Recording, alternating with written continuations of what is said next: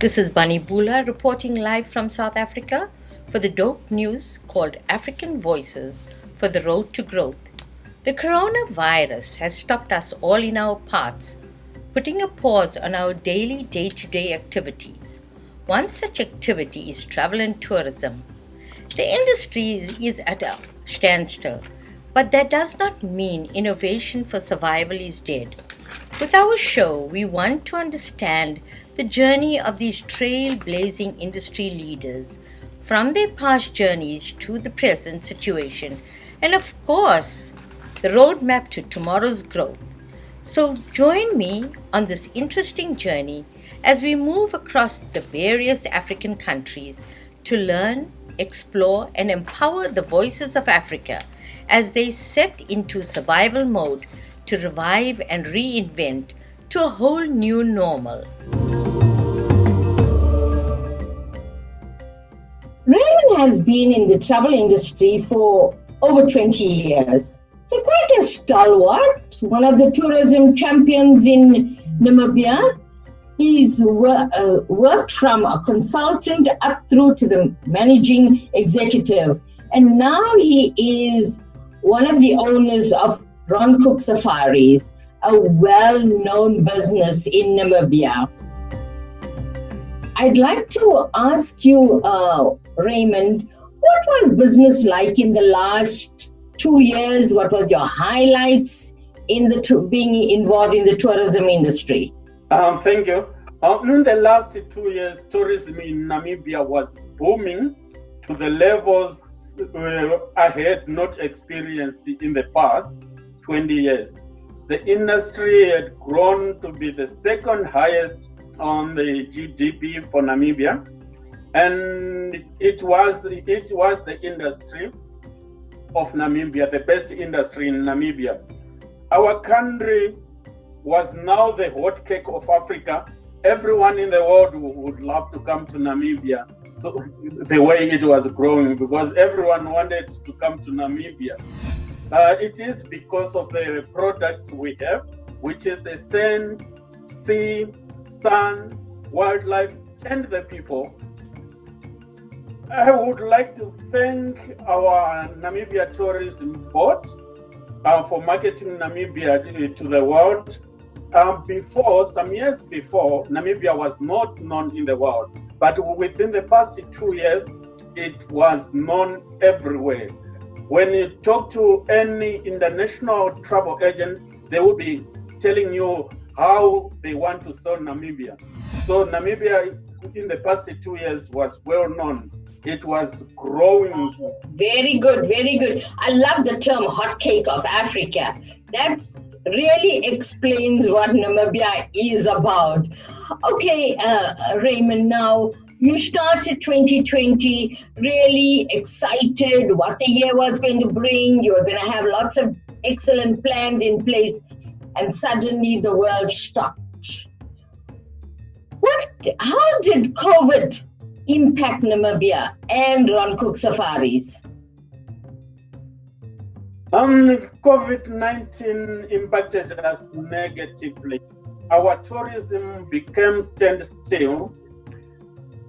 Everything became standstill.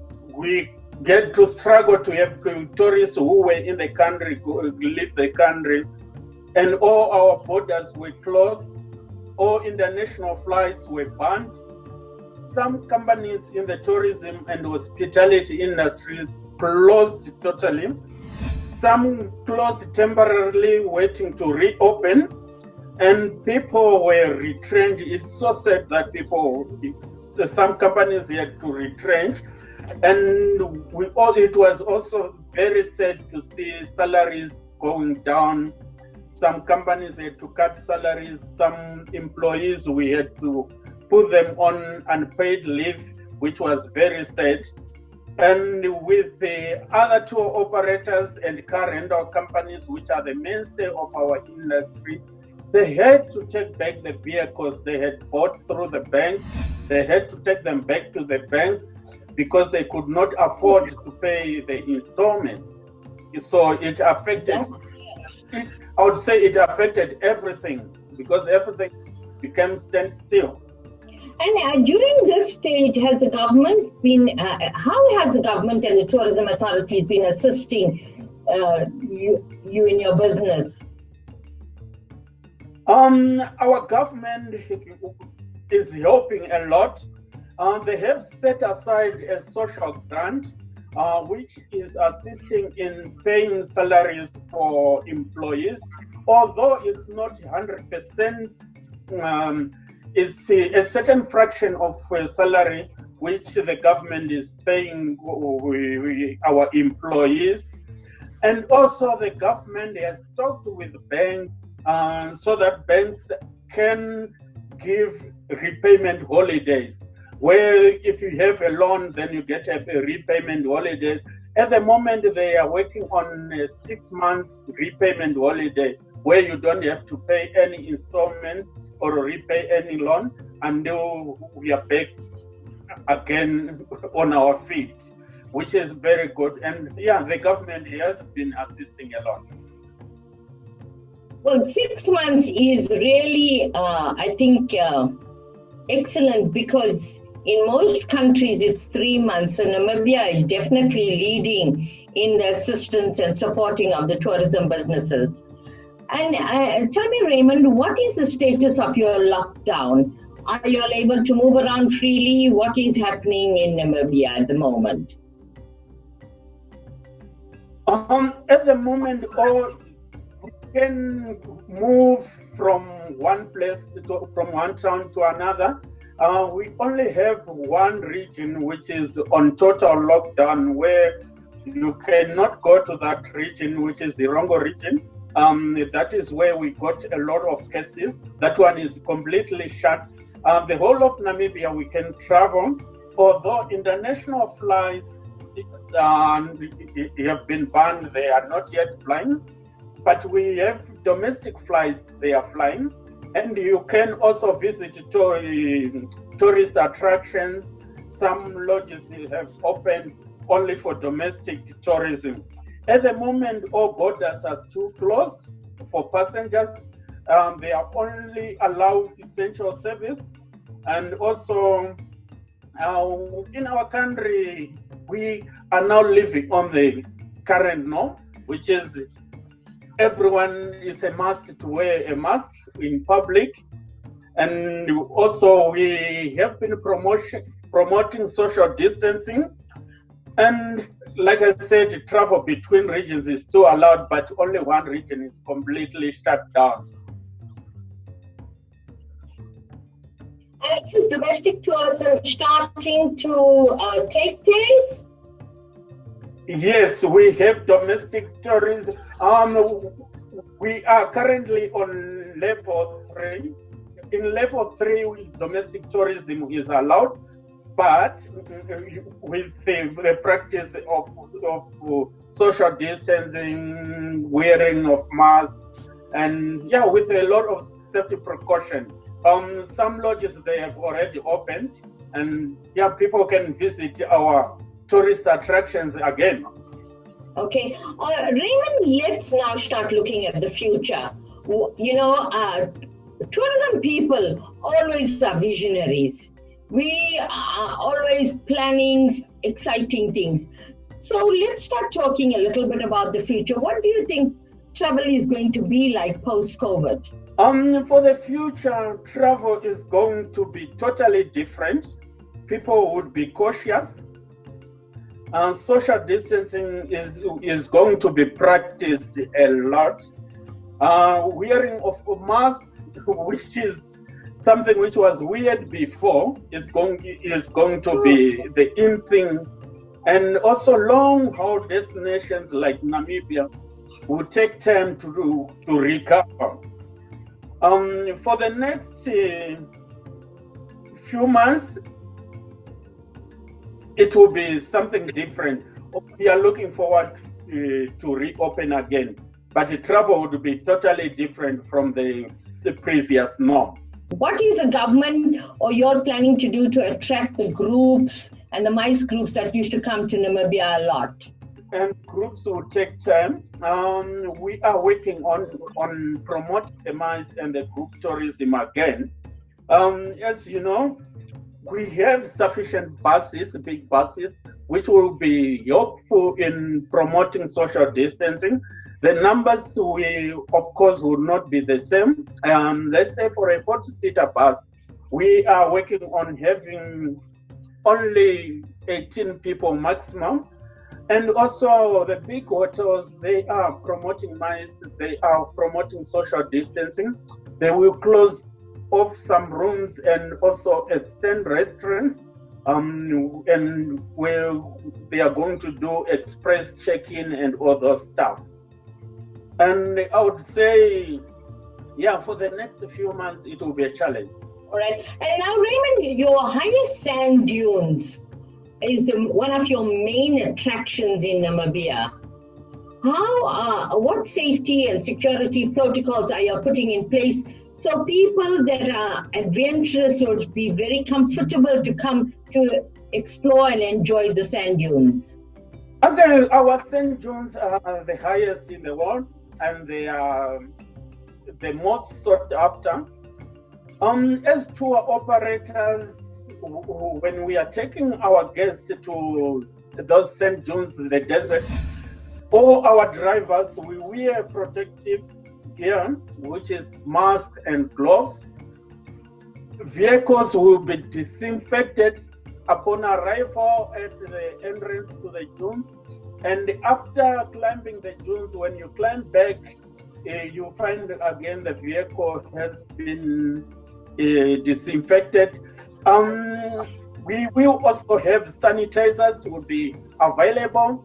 I have been told that also the Ministry of Environment will put sanitizers at the entrance, although in our vehicles we have sanitizers so that people can sanitize, and there is going to be running water for people to wash their hands. You know, when you climb the dunes, there's too much sand. You have to, when you come back, you wash. And also in the vehicles, they will be going to have sanitizers.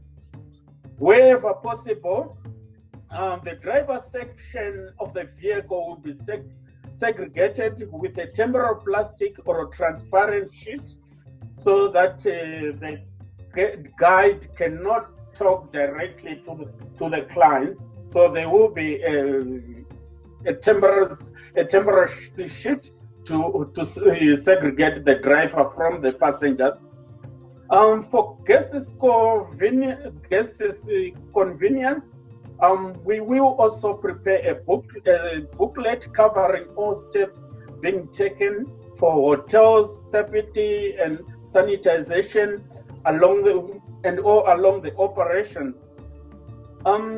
We also request that guests they bring their own pen when they are doing check-in or completing indemnity forms. They use their own pen. We are not going to give the pens to each and every guest. So a client should bring his own guest. All guest information is treated with discretion. Unlike what is happening in our country at the moment, for example, when you visit the sand dunes, the sources fly, at the entrance, you fill in your details with your name, your contact details, where you are coming from. This is done for if there is any outbreak, then they will be able to trace where it came from or where you have visited, so that they can also do tracing in that area. You're very organized, Raymond. I'm very sure that these measures that you have put into place are going to ensure that your clients are going to feel very comfortable about returning back to Namibia to explore your higher sand dunes and the other highlights of Namibia. Now tell me, Raymond, in closing, what would be your message to prospective clients, to your industry partners? What kind of message would you like to send to them? To our prospective clients, I would say please visit Namibia. Namibia has open spaces. He have a natural social distancing already. You travel miles and miles without meeting any person or without seeing anything. So you can come to Namibia, it has open spaces. And for our industry, let's keep resilient. We want our guests to come back, and we are looking forward to have our guests back in the country and show them around our country what our country has to offer, because Namibia offers everything you can think of, from the sand dunes. We have another attraction is the people.